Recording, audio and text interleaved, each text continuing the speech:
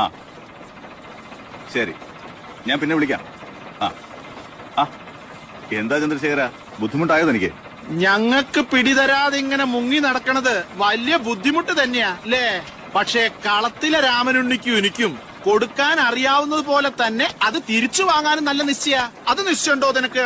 ഞാൻ ഭാര്യയുടെ ഷെയറിലുള്ള അതിപ്പോ കുറെ കാലമായില്ലേ കിട്ടിയത് നമ്മൾ കേൾക്കാൻ തുടങ്ങിയിട്ട്. പിന്നെ തന്റെ അമ്മായിയപ്പൻ നായർ ചാവാണ്ടേ തനിക്ക് അവിടുന്ന് ഒരു നാഴി മണ്ണ് കിട്ടില്ല എന്നുള്ളത് തനിക്ക് മാത്രല്ല ബാക്കിയുള്ളവർക്ക് മുഴുവനും അറിയാം.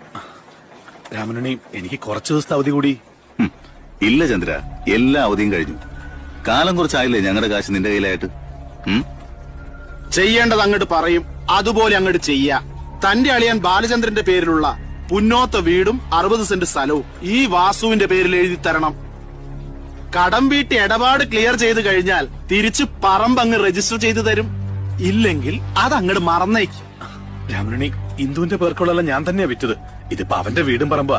അത് ഞാൻ എങ്ങനെയാ ചോദിക്കുക? കള്ളം പറയേണ്ടി വരും, പച്ചക്കള്ളം. അത് തന്റെ മിടുക്ക് പോലെ.